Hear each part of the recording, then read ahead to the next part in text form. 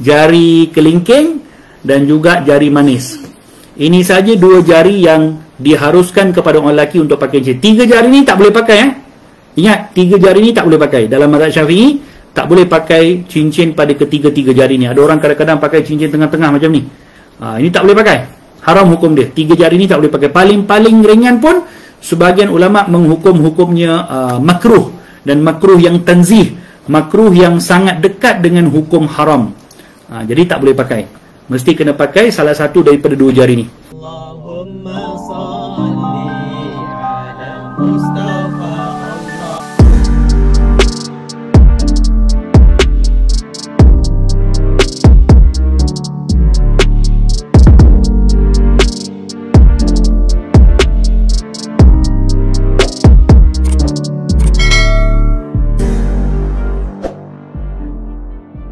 Baik. Cincin ini adalah bahagian daripada perhiasan yang diperbolehkan kepada orang lelaki. Bukan hanya kepada orang perempuan, kepada orang lelaki pun diperbolehkan untuk memakai cincin. Kerana ia bahagian daripada perhiasan yang dipakai oleh baginda Rasulullah SAW. Jadi kita pun nak juga pakai cincin, tetapi jangan sampai kita pakai cincin tu hanya semata-mata nak ikut fashion. Tak. Kita nak pakai cincin, tapi kita nak juga bila kita pakai cincin tadi, kita dapat pahala kerana mengikut sunnah Rasulullah SAW. Okey. Sebelum kita menceritakan lebih lanjut tentang bagaimana cincin baginda Rasulullah SAW, kita nak mukaddimah dulu beberapa hal berkaitan tentang hukum memakai cincin. Jadi, ada beberapa perkara yang perlu diambil perhatian. Pertama sekali, yang diperbolehkan kepada orang lelaki untuk pakai adalah selain daripada emas. Maksudnya daripada emas tak boleh dipakai kepada orang perempuan kerana emas adalah perhiasan yang diperbolehkan kepada orang perempuan saja. Cuma kepada kanak-kanak lelaki. Okey? Pada kanak-kanak baby-baby lelaki, di sini sebahagian para ulama Syafi'iyah berpandangan boleh untuk kalau mereka nak pakai barang kemas kepada budak-budak lelaki yang masih kecil lagi. Sebahagian para ulama kata boleh. Cuma sepakat ulama mengatakan kalau orang dewasa yang boleh memakai emas hanyalah kepada orang lelaki. Ini semua orang tahu. Tapi kalau perak, di sinilah sebenarnya yang boleh untuk orang lelaki ikut, iaitu sunnah di dalam memakai cincin daripada perak. Bahkan Allahumma salli ala Muhammad, kalau cincin tersebut daripada besi pun sebenarnya boleh je pakai orang lelaki, tak ada masalah. Kalau dia tak mampu beli cincin perak, dia belilah cincin besi, tak ada masalah. Kalau tak mampu beli cincin besi, dia pakailah apa nama tu yang bulat-bulat ring tu yang biasa orang buat pusing kunci, simpan kunci tu kan. Pakai itu pun kalau nak ikut yang penting jari aku ni ada sesuatu yang tersarung nak ikut sunnah Rasul, insya-Allah dapat juga pahala, jangan risau. Okey, cuma ada beberapa hal yang perlu diingatkan. Boleh ke kita pakai cincin lebih daripada satu? Okey. Saya mohon dalam hal ini perlu diambil perhatian, khususnya kepada orang lelaki. Jadi sebelum tu kita nak bagi tahu untuk orang perempuan, tidak ada apa-apa limit dalam memakai cincin. Untuk orang perempuan tak ada limit. Nak pakai 10 jari, 10 jari ni nak pakai 10 cincin, atau 10 jari ni nak pakai cincin berat macam mana pun, untuk orang perempuan tidak ada halangan. Boleh pakai, cuma janganlah pakai 10 jari, nampak sangat menunjuk-nunjuk tu kan. Tapi hukumnya macam tu, tidak haram kepada orang perempuan. Orang lelaki, orang lelaki kita kena ambil perhatian. Kalau nak pakai cincin, orang lelaki kena ambil kira berapa banyak bilangan cincin yang boleh pakai. Satu. Okey. Orang lelaki ni tolong ambil perhatian. Berapa banyak cincin yang boleh pakai pada satu masa.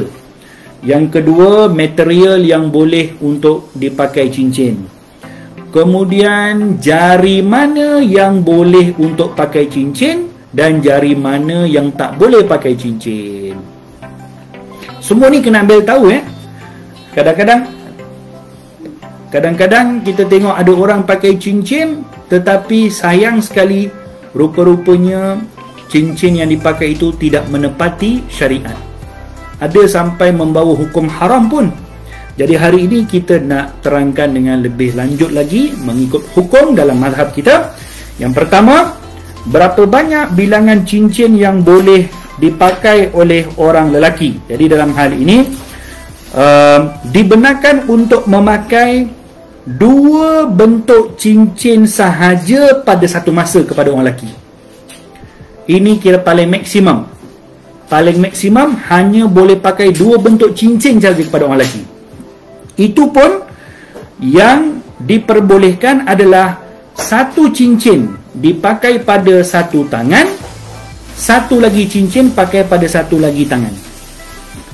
Jangan pakai 2 cincin pada satu jari. Okey, jangan pakai 2 cincin pada satu jari, kerana hukumnya makruh. Orang lelaki ni jangan pakai 2 cincin pada satu jari. Banyak orang saya tengok, sekejap saya ambil satu lagi. Jadi jangan tekan okey.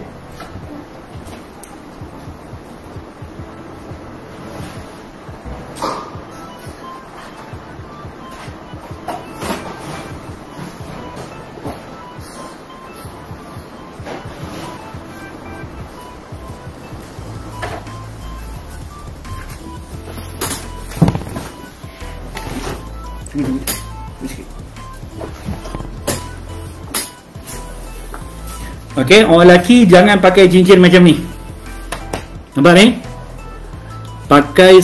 Pakai 2 cincin pada satu jari macam ni.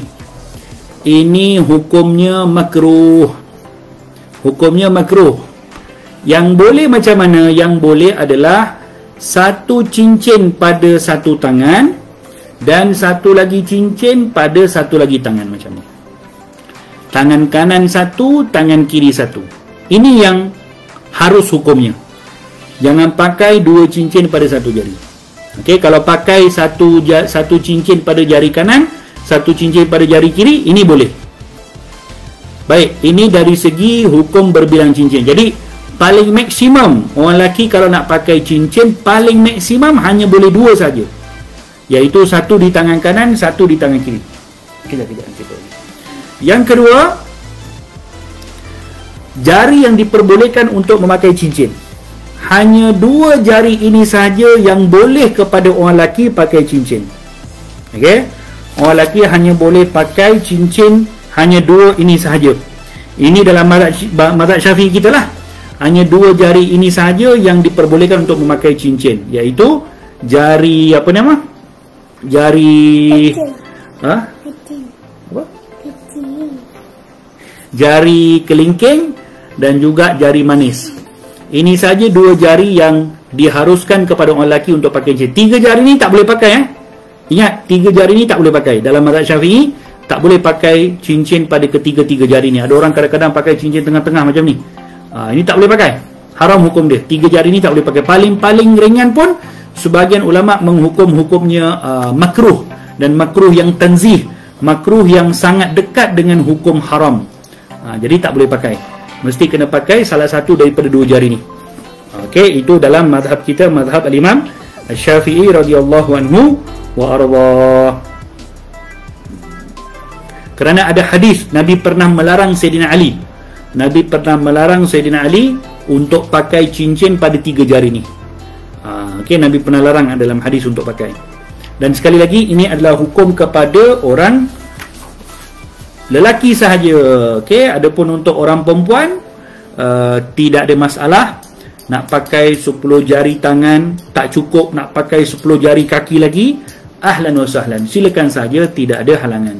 Tapi orang lelaki tak boleh, kerana perhiasan kepada orang lelaki pada cincin ni adalah untuk mengikut sunnah Rasulullah SAW. Kemudian dalam hadis juga disebutkan, kalau kita pakai cincin kepada orang lelaki, boleh juga pakai cincin batunya dihadap ke depan macam ni, dan boleh juga batunya dipusingkan ke belakang. Kerana nanti kita akan lihat dalam bab ni, Nabi pernah pakai cincin macam ni. Okey, dia punya batu je duduk belakang. Pernah Nabi pakai macam ni. Kerana apa? kerana Nabi pernah memiliki satu cincin macam ni yang cantik, kemudian Nabi pusingkan ke belakang supaya apa? Supaya cincin tu batunya terjaga daripada rosak, dan supaya tak ada orang yang seringkali nampak, dan supaya orang akan rasa macam cantiknya cincin Nabi. Nabi pusingkan macam ni. Jadi kalau kita nampak ada orang yang pakai cincin macam ni, jangan ditegur, kerana ada dalam hadis dua-dua cara ni boleh pakai. Nak pakai cincin batunya pusing ke belakang pun boleh, dan nak pakai cincin batu macam ni pun boleh juga. Okey. Jadi ini adalah beberapa perkara berkaitan tentang hukum hakam. Hukum hakam memakai cincin. Jadi kalau nak tahu lebih lanjut, kita ni tahu sedikit banyak hukum hakam je. Tapi kalau nak tahu khasiat-khasiat cincin, rahsia-rahsianya, bolehlah belajar daripada Ustaz Syafiq. Ustaz Syafiq pun ada pakar cincin. Boleh dapatkan banyak batu-batu permata yang cantik-cantik. InsyaAllah akan lebih berseri-seri lah kalau kita dengan memakai cincin tadi. Baik, sampai lah nanti Pak bagi duduk. Okey, bab yang ke-12, muka surat 67, bab yang menceritakan tentang cincin baginda Rasulullah sallallahu alaihi wasallam. Okey, nanti kita akan tengok dalam bab ni ada ke cincin, boleh ke pakai cincin yang tak ada batu. Semua ni ada cerita dalam bab ni insya-Allah. Hadis yang ke-88, an Anas bin Malik radhiyallahu anhuma qala kana khatamun nabi sallallahu alaihi wasallam min wariqin wa kana fasuhu habasyian. Cincin baginda Rasulullah sallallahu alaihi wasallam diperbuat daripada perak, dan batu cincinnya daripada Habasyi, daripada Habasyah. Jadi cincin Nabi materialnya daripada perak, dan Nabi pakai cincin, ada cincin Nabi yang ada batu, dan ada juga cincin Nabi yang tak ada batu. Dua-dua tu boleh kita pakai. Ada orang kadang-kadang dia pakai cincin Khatam Sulaiman, atau cincin cincin yang ada tulis nama Muhammad Rasulullah. Jadi itu yang cincin tulis Muhammad Rasulullah, tidak ada batu. Itu pun ada juga Nabi pakai. Fatimah sini ya.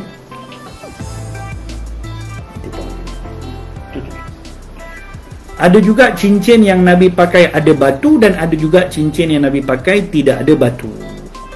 Jadi material cincin yang baginda Rasulullah sallallahu alaihi wasallam pakai adalah daripada perak, dan itu yang paling afdal, paling bagus kepada orang lelaki memakai cincin daripada perak. Cincin suasa. Boleh ke orang lelaki pakai cincin suasa? Ada orang tanya, pernah terjumpa orang lelaki pakai 2 cincin di jari manis kanan. Bagaimana ya Ustaz? Kalau terjumpa, bagi tahu hukumnya adalah makruh. Yang lebih tu hadiahkan kat saya. Cakap dengan orang tu macam tu. Baik, Allahumma salli ala Muhammad. Apa cerita-cerita? Kita cerita tadi tentang suasa. Bolehkah orang lelaki pakai cincin yang diperbuat daripada suasa? Jadi hukum suasa ni macam ni ya. Suasa ni adalah cincin yang diperbuat daripada perak, cuma dia ada macam salutan warna emas. Macam ni kan. Ni kalau tengok dekat-dekat ni, okey, ini dia cincin perak, tapi dia ada salut macam warna emas. Betul lah kot Ustaz Syafiq ya? Ini ada salutan suasa kot. Jadi boleh ke pakai cincin yang ada salutan suasa ni?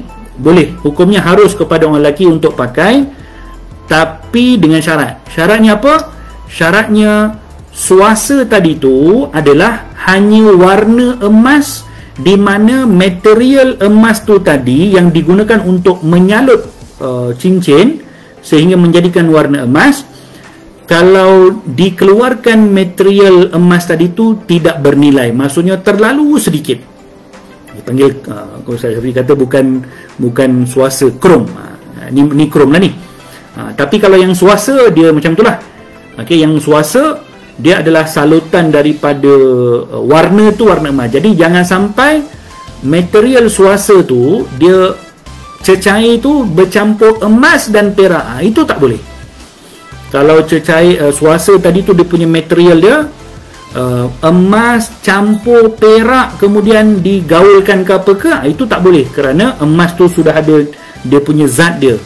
Tapi kalau dia hanya menyaluti perak dengan warna emas saja, itu tidak ada masalah, boleh pakai kepada orang lelaki. Boleh faham? Jadi yang penting apa? Yang penting suasa tadi tu yang disaluti emas tadi tu tak ada nilai. Jadi itu bolehlah pakai kepada orang lelaki.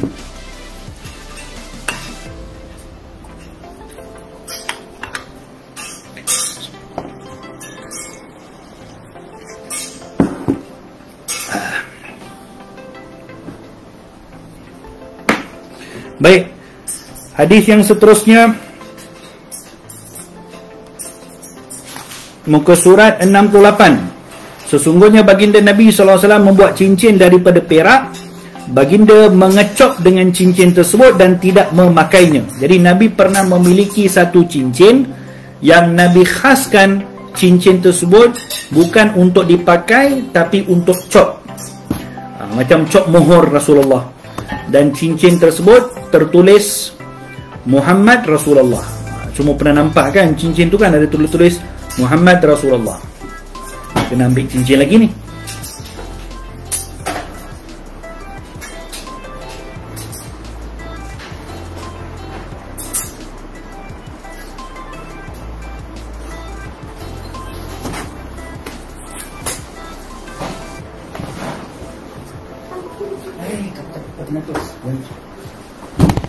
Sana.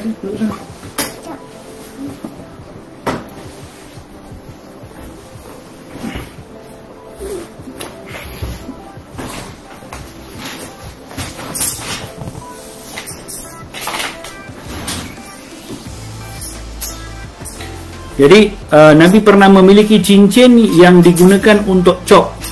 Jadi pada cincin tersebut tertulis Muhammad Rasulullah macam ni kan. Nampak ke? Okey. Dia tertulis perkataan Allah di atas, Rasul di tengah, Muhammad di bawah. Okey, cuma cincin ini dia punya cara baca dia kena baca daripada bawah bukan daripada atas. Bacanya daripada bawah, Muhammad Rasulullah. Kenapa diletakkan Muhammad di bawah? Kerana baginda Nabi beradab dengan nama Allah. Maka nama Allah diletakkan atas, Muhammad diletak bawah. Tapi cara bacanya kena baca daripada bawah ke atas. Okey.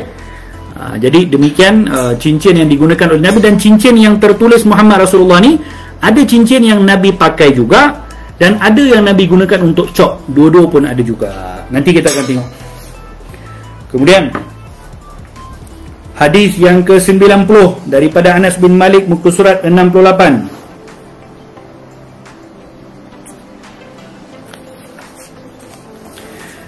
Kana khatamun Nabi SAW min fiddatin fasuhu minhu. Baginda Rasulullah, cincin baginda Nabi diperbuat daripada perak. Mata cincinnya sebahagian daripada cincin tersebut. So ini adalah cincin yang di mana semata-mata perak, dia tak ada batu. Jadi Nabi pernah memiliki cincin yang ada batu, macam batu Habsyi disebut tadi. Kemudian nanti ada batu daripada batu akik dan sebagainya. Ada juga cincin Nabi yang 100% perak sahaja, tak ada dia punya batu. Macam ni lah. Jadi kepelbagaian beberapa cincin yang pernah dimiliki oleh baginda Nabi SAW.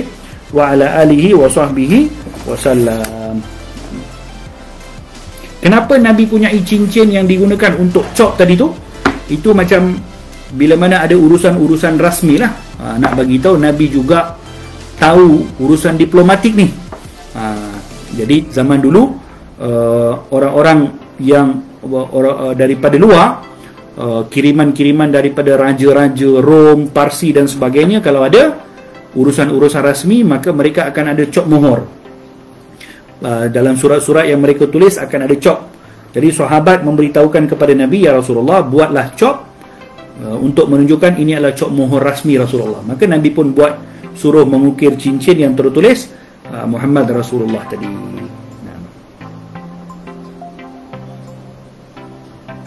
Dan ada dalam hadis disebutkan bahawa para nabi dulu pernah ada yang memiliki cincin yang tertulis pada cincin mereka Muhammad Rasulullah. Ini bukan hanya cincin yang ada pada Rasulullah. Dalam kitab Al-Khasa'is Al-Kubra, Imam Suyuti kata para nabi zaman dulu mereka pun pernah memiliki cincin yang di mana cincin tersebut tertulis Muhammad Rasulullah. Ini maksudnya keistimewaan cincin Muhammad Rasulullah ni. Okey.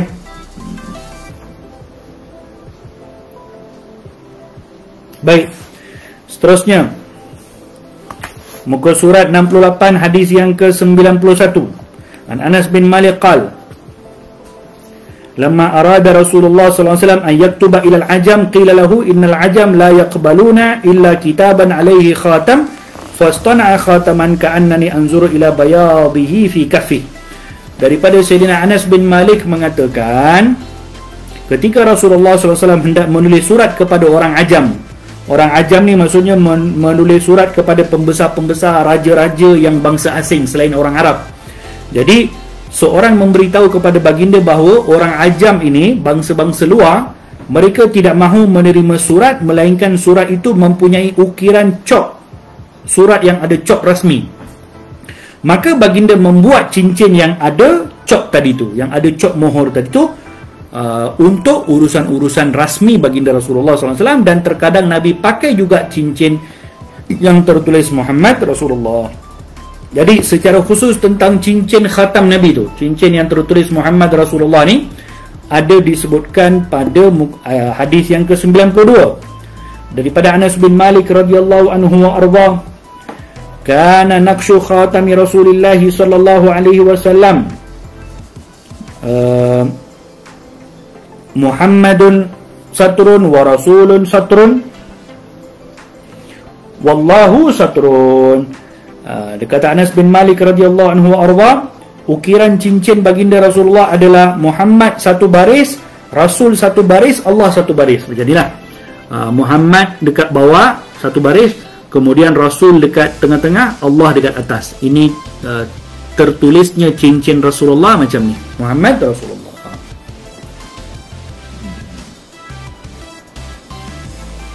Kemudian hadis yang seterusnya, muka surat 70 hadis yang ke-94. Ini adab kepada orang yang pakai cincin. Okey, kita ni kalau pakai cincin kena tahu dalam memakai cincin ni pun ada adab-adab yang perlu untuk kita jaga. Disebutkan di sini anna Nabi SAW kana idza dakhala al-khala naza'a khatamahu. Baginda Nabi SAW apabila memasuki tandas, baginda akan mencabut cincin. Jadi ketika kita masuk tandas, kena tanggalkan cincin kita. Walaupun cincin kita tu tak ada tertulis Muhammad Rasulullah, tapi sunat ditanggalkan. Kerana disebutkan bahawa ketika masuk tandas, tanggalkan perhiasan-perhiasan yang dipakai untuk mengikut sunnah Nabi. Contohnya, pakai serban, tanggalkan serban. Pakai cincin, tanggalkan cincin. Kalau ada apa-apa yang kalau ada tasbih, tinggalkan tasbih tu dekat luar. Supaya apa? Supaya kita masuk tandas tadi tu mungkin tak terbawa ke tempat-tempat yang kotor lah.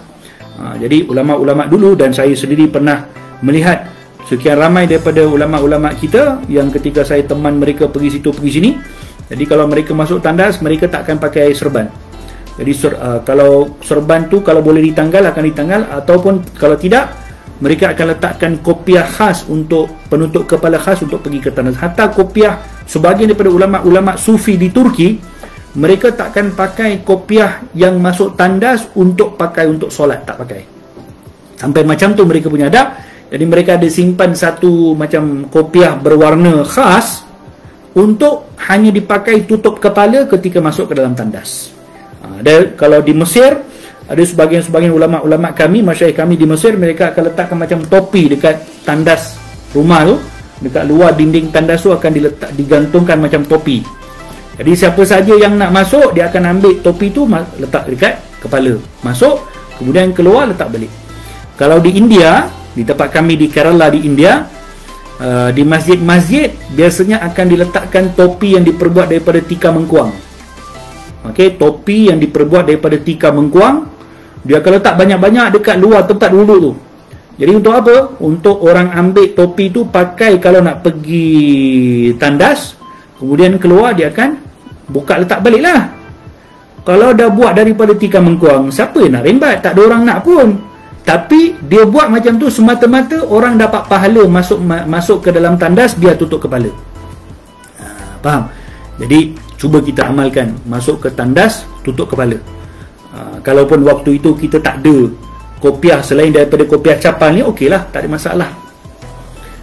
Sebagian ulama sebutkan kalau kita masuk ke dalam tandas dan baru kita perasan rupa-rupanya cincin kita ada tertulis kalimat-kalimat Allah, kalimat Nabi Muhammad dan sebagainya. Macam ni. Apa kita nak buat? Sebagian ulama kata masukkan cincin ni dalam mulut. Sebagian ulama kata kalau dah masuk dalam tandas, baru perasan rupa-rupanya cincin ni ada tertulis kalimah-kalimah yang baik, masukkan dalam mulut. Cuma jangan telan lah.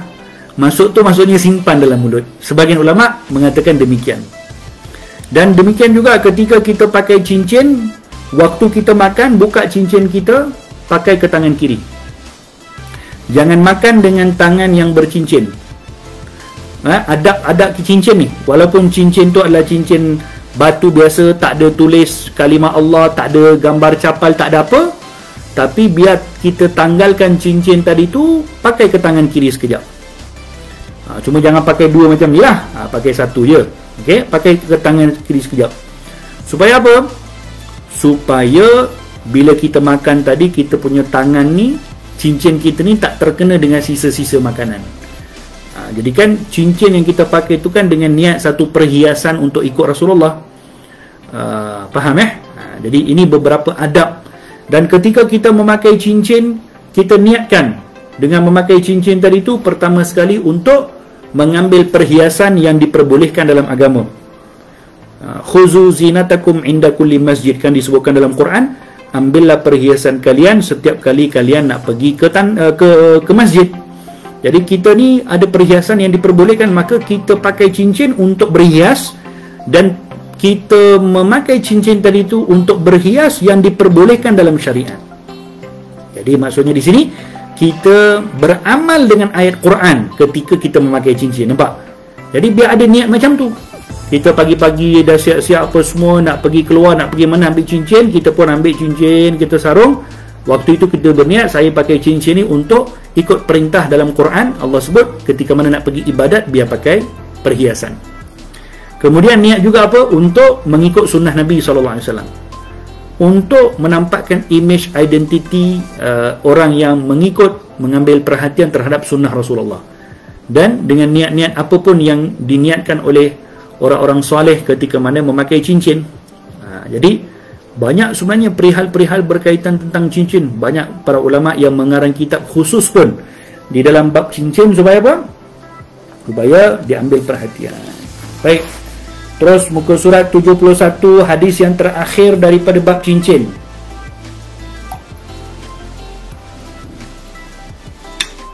Ada ijazah memakai cincin ya. Ada ijazah memakai cincin. Nak ke ijazah tu? Kalau nak, nanti kita kena jumpalah. Ijazah pakai cincin ni tak boleh bagi pakai online. Kalau pakai online, ada yang mampu campak cincin daripada situ keluar dekat kamera saya sini, okeylah, saya bagi ijazah online. Sebab ijazah pakai cincin ni, yang memberikan ijazah tu dia kena sarungkan. Yang berikan ijazah, dia kena sarungkan cincin tu kepada yang nak ijazah tadi tu. Dipanggil musalsal bil khatam. Hadis musalsal memakai cincin. Tapi yang lelaki je lah boleh. Kan yang perempuan pakaikan cincin kan jadi lain pula orang tengok. Yang lelaki je boleh. Okey, yang perempuan nanti kena ambil daripada perempuan yang ada sanad ijazah tu. Okey, baik. Kan nanti kalau perempuan pakaikan ijazah, saya ijazahkan sanad cincin ini kepada kamu, tiba-tiba pula dia jawab, saya terima nikahnya Ustaz, habis jam.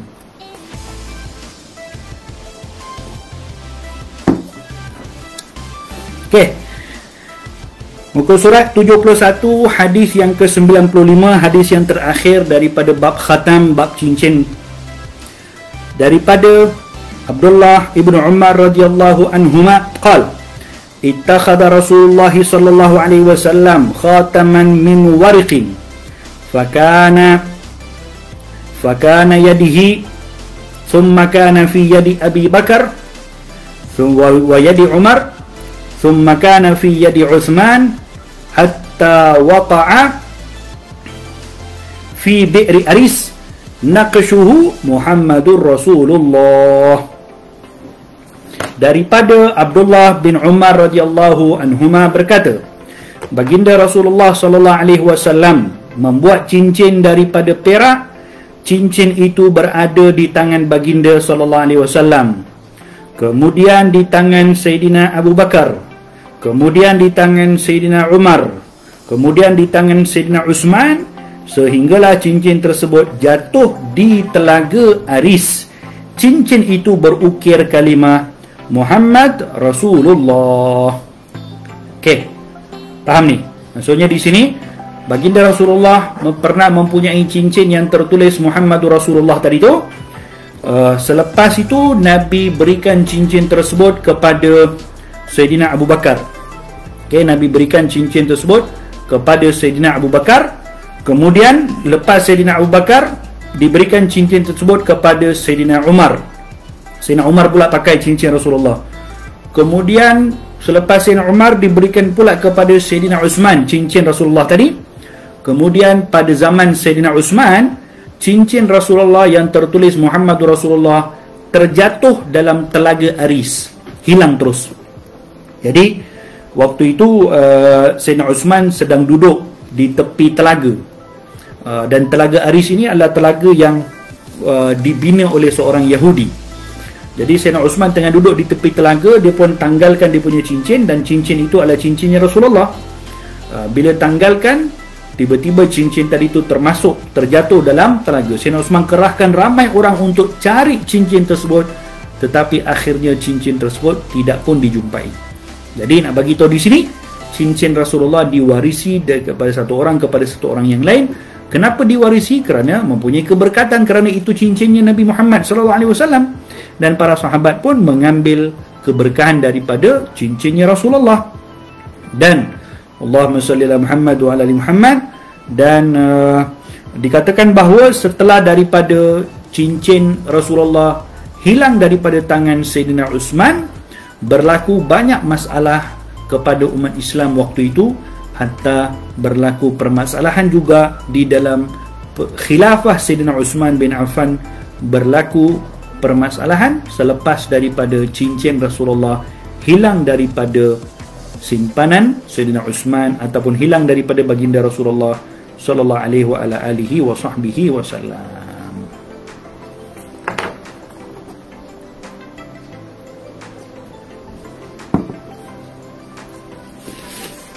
Baik, ada yang tanya tentang berat cincin.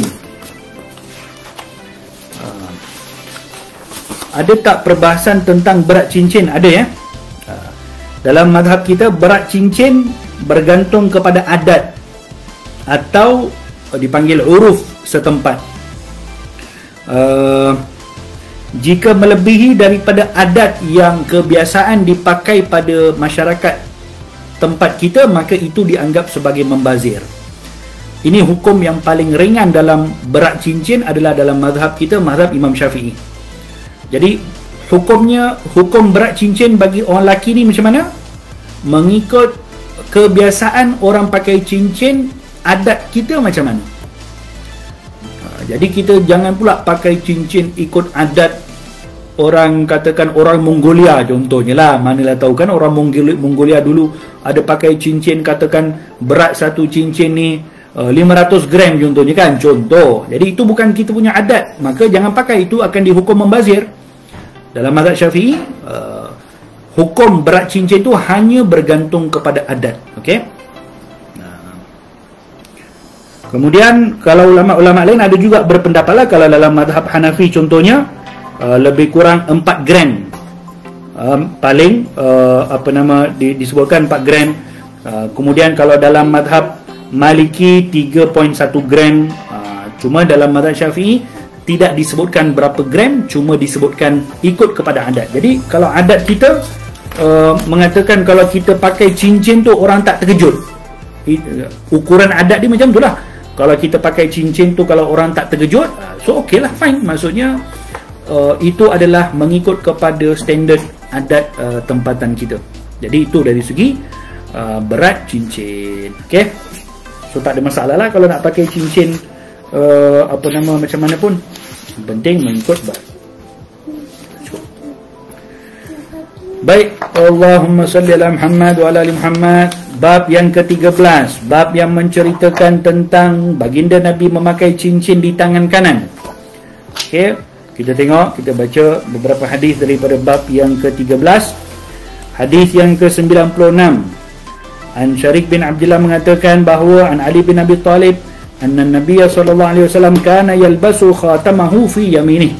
Baginda Rasulullah sallallahu alaihi wasallam memakai cincin di jari tangan kanan. Jadi Al-Imam As-Suyuti ada karang kitab khas tentang cincin Rasulullah. Dalam kitab tersebut, dalam risalah tersebut, Imam Suyuti terang detail tentang mana satu jari yang paling afdal pakai cincin. Mana satu jari paling afdal? Paling afdal sekali pakai cincin adalah pada jari kelingking. Jari kelingking kanan dan pakai satu sahaja. Ini pendapat yang paling kuat dalam mazhab Syafi'i. Sunnah yang paling kuat sekali adalah memakai satu cincin pada jari kelingking kanan. Okey. Tapi kalau kita punya cincin tu besar sikit, saya punya cincin ni besar sikit, pakai kat sini. Kerana dua-dua ni sunat pakai. Macam saya kata tadi, jari kelingking boleh atau jari manis pun boleh. Cuma kalau ditanya mana satu cara pemakaian cincin yang paling tepat, betul-betul ikut cara Nabi pakai, adalah pada jari kelingking kanan. Satu je.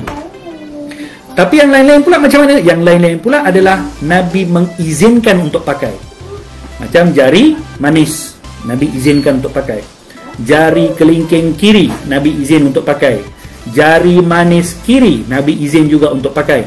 Tapi yang Nabi pakai jari kelingking kanan, satu saja.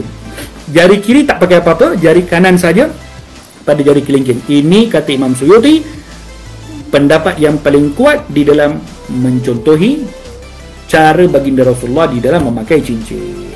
Okey. Allahumma salli ala Muhammad wa ala ali Muhammad. Kemudian yang setelahnya semuanya adalah hadis-hadis yang berulang. Boleh ke pakai cincin tangan kiri? Macam saya kata tadi, Nabi tak pernah pakai tangan kiri. Tapi boleh ke nak pakai? Jawapannya boleh, kerana Nabi mengizinkan. Tengok muka surat 75.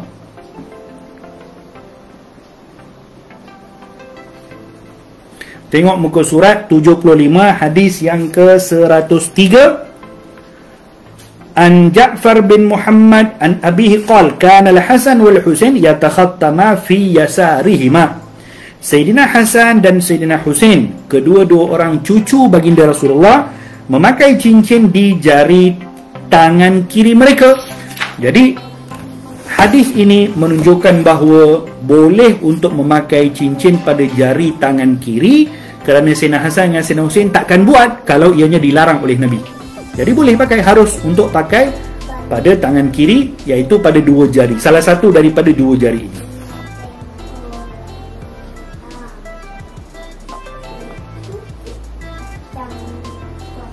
Anas bin Malik pun ada riwayatkan hadis tentang pakai cincin pada tangan kiri, muka surat 76. Hadis ke-104 daripada Anas bin Malik mengatakan baginda Nabi memakai cincin pada jari tangan kanan. Kemudian Sa'ad bin Abi Urabah mengatakan lagi daripada Sayyidina Anas, daripada baginda Nabi, melainkan dalam bentuk sebahagian sahabat meriwayatkan daripada Qatadah daripada Anas bahawa baginda Nabi memakai cincin di tangan kiri. Hadis ini juga tidak sahih. Jadi hadis yang mengatakan Nabi pakai cincin pada tangan kiri, hadis yang tidak sahih. Tetapi Nabi mengiyakan dan Nabi mengizinkan sahabat memakai cincin pada tangan kiri. Jadi saya ringkaskan dalam masalah memakai cincin, kalau ditanya cara yang paling tepat di dalam mengikuti sunnah Nabi dalam memakai cincin adalah memakai cincin pada jari kelingking kanan, satu tangan saja pakai, tangan kiri tak pakai. Ini yang paling tepat. Atau kalau nak pakai jari manis kanan, atau pakai jari kelingking kiri, atau pakai jari manis kiri. Kalau nak pakai dua-dua, hukumnya harus nak pakai dua cincin. Fatimah sekejap sayang, cincin tu. Kalau nak pakai cincin dua jari, boleh pakai satu pada jari kanan dan satu lagi pada jari kiri macam ni. Ini boleh bertukar-tukar lah. Yang penting pada satu tangan tak lebih daripada satu cincin. Kalau pakai dua cincin pada satu jari macam ni, walaupun kedua-dua jari ini adalah jari yang diperbolehkan untuk memakai cincin, maka ini hukumnya makruh. Hukumnya makruh. Tak boleh, bukan tak boleh lah, hukumnya makruh pakai dua cincin pada satu jari. Yang haram adalah pakai pada jari sini. Ini tak masuk lah ni.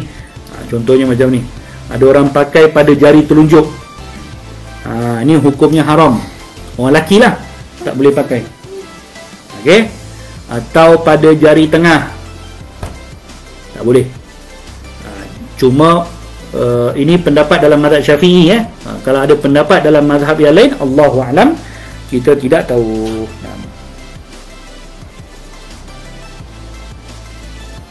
Dan ada hadis yang mengatakan pernah memakai cincin emas.